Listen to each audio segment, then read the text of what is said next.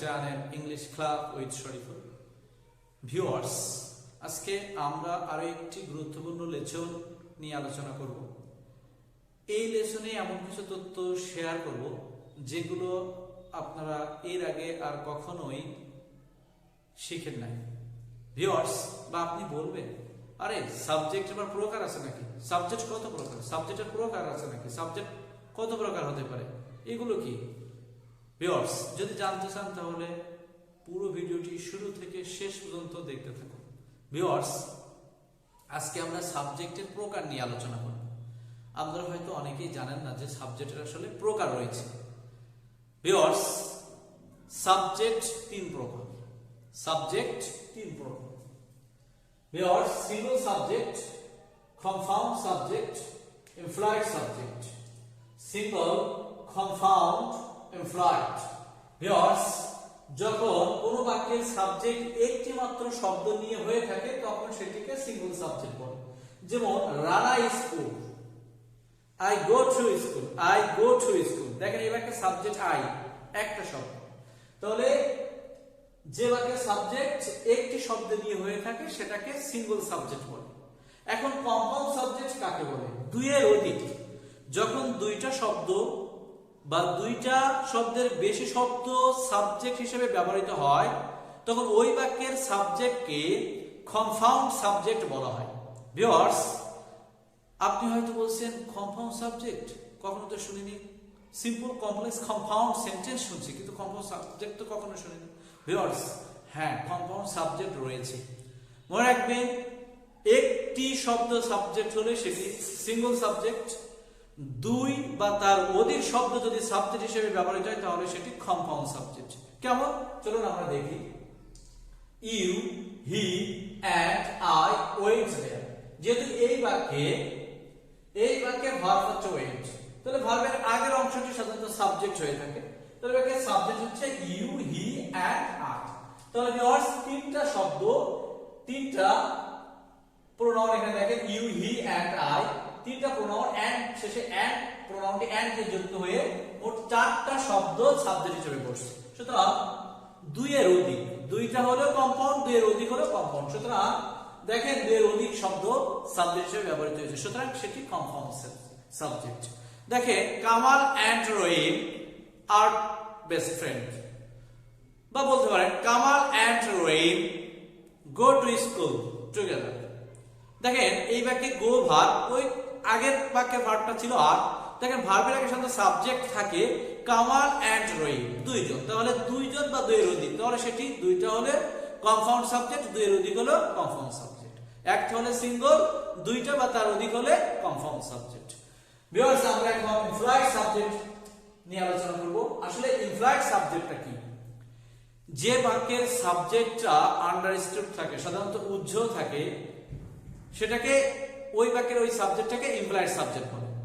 Viewers, যেমন দেখেন গো there, গো দেয়ার এই বাক্যের সাবজেক্ট লুকিয়ে আছে you go there. Come here, you come here. দেখেন এই বাক্যের সাবজেক্ট ইউ লুকিয়ে আছে।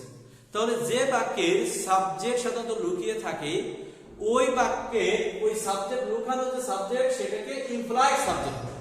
সাধারণত আই, উই, ইউ এই জাতীয় ওয়ার্ডগুলো সাধারণত ইমপ্লয়েড সাবজেক্ট হিসেবে ব্যবহৃত হয়ে থাকে। যেমন go there, go to school, come here, do the work. যে বাক্যের সাবজেক্ট লুকিয়ে থাকে সেটাকে ইমপ্লয়েড সাবজেক্ট বলে। আবার দেখেন থ্যাংক ইউ, তাহলে এই বাক্যে থ্যাংক ইউ, এই বাক্যে কি সাবজেক্ট লুকিয়ে থাকে? এই বাক্যের সাবজেক্ট কিন্তু আই লুকিয়ে আছে। I thank you, I thank you. তাহলে দেখেন এখানে আই লুকিয়ে আছে। সুতরাং মনে রাখবেন যে বাক্যটি ভার্ব দিয়ে শুরু হবে কিন্তু তার আগে ওই ভার্বের আগে সাবজেক্ট আন্ডারস্টুড অর্থাৎ উজ্জ্বল বা লুকিয়ে আছে, তাহলে বুঝবেন ওই বাক্যের ওই সাবজেক্টটাকে, যে সাবজেক্টটা লুকিয়ে আছে বা উজ্জ্বল হয়েছে সেটাকে ইমপ্লয়েড সাবজেক্ট বলতে হবে। সেটি ইমপ্লয়েড সাবজেক্ট। ওকে ভিউয়ার্স, তাহলে আমরা জানলাম সাবজেক্ট যদি একটি শব্দ হয় তাহলে সেটি সিঙ্গল, দুইটা বা তার অধিক হলে কম্পাউন্ড, আর যে বাক্যের সাবজেক্ট উজ্জ্বল বা লুকিয়ে থাকে সেটা হচ্ছে ইমপ্লয়েড সাবজেক্ট। এখন ভিউয়ার্স, আমরা শিখব যে একের অধিক সাবজেক্ট সাজানোর নিয়মটা কি। যেমন আমি দেখেন কম্পাউন্ড সাবজেক্ট হিসেবে ইউ, হি, অ্যান্ড আই এই শব্দগুলোকে ব্যবহার করছি, কিন্তু এই শব্দগুলো কিভাবে আমরা সাজাবো? না আমার যেটি ভালো লাগবে সেটিকে আগে নেব, যেটি ভালো লাগবে না তাকে পরে নেব, না আমি যে কোনো একটাকে দিয়ে আমি বাক্য সাজাবো। ভিউয়ার্স, আপনি যদি একের অধিক সাবজেক্ট সাজানোর কৌশলটি জানতে চান তাহলে আপনাকে অনলি দুইটা জিনিস মনে রাখতে হবে। একটি হচ্ছে 231 আর একটা হচ্ছে 123। একটি হচ্ছে 231 আর একটা হচ্ছে 123। ভিউয়ার্স, যখন একের অধিক প্রোনাউন সাবজেক্ট হবে তখন আমরা দুই ভাবে প্রোনাউনটাকে সাজাবো। একটা হচ্ছে 231 আর একটা হচ্ছে 123। 231 আর 123 এর ভিতরে পার্থক্যটা হচ্ছে যদি আমি ওই সেন্টেন্সটা দ্বারা কাউকে কারো দোষ স্বীকার করতে চাই, দোষ স্বীকার করি, তাহলে ওই বাক্যে আমরা প্রথমে প্রোনাউনটি নেব ফার্স্ট পারসনে, তারপরে নেব সেকেন্ড পারসন, তারপরে হচ্ছে থার্ড পারসন। অর্থাৎ first person, second person, third person. এটা কোনো দোষ স্বীকার করলে, কিন্তু দোষ স্বীকার না করলে একের অধিক প্রোনাউন সাবজেক্ট হলে ওই প্রোনাউনটি সাধারণ নিয়ম হচ্ছে প্রথমে আমরা সেকেন্ড পারসন নেব, তারপর থার্ড পারসন নেব, তারপরে ফার্স্ট পারসন নেব। যেমন দেখেন viewers, first example, you, he and I went there. তুমি, সে এবং আমি সেখানে গিয়েছিলাম। দেখেন এটা দ্বারা কিন্তু কোনো দোষ স্বীকার করি না। এজন্য একের অধিক প্রোনাউন আসছে, একের অধিক প্রোনাউন সাবজেক্ট হিসেবে বসলে সাধারণ নিয়ম হচ্ছে 231। দেখেন ইউ কিন্তু second person, he third person, এজন্য 3। ওয়ান, দেখেন আই ফার্স্ট পারসন, এজন্য মনে রাখার নিয়ম একের অধিক প্রোনাউন সাবজেক্ট হিসেবে ব্যবহার হলে দোষ স্বীকার করলে 123, দোষ স্বীকার না করলে 231। দেখেন এক্সাম্পল হচ্ছে I, you and he are guilty. আমি, তুমি এবং সে হয় দোষী। দেখেন একই সাবজেক্ট কিন্তু এখানে ইউ, হি এন্ড আই ব্যবহার করা হয়েছে, এখানে হচ্ছে আই, ইউ এন্ড হি। দেখেন এটা দ্বারা কিন্তু গিলটি মানে দোষী, তাহলে এটা দ্বারা দোষ স্বীকার করছে। বোঝার সহজ হচ্ছে সাধারণত ওই সেন্টেন্সে গিলটি শব্দটি থাকে। সো ভিউয়ার্স, গিলটি থাকলে বুঝবেন এই সেন্টেন্সটা দ্বারা দোষ স্বীকার করছে। সুতরাং এই সেন্টেন্সটা একসাথে প্রোনাউন আসছে, প্রোনাউনগুলো সাধারণ নিয়ম হচ্ছে 123। প্রথমে ফার্স্ট পারসন, তারপরে সেকেন্ড পারসন, তারপরে থার্ড পারসন। দোষ স্বীকার না করলে 231, second person, third person, first person.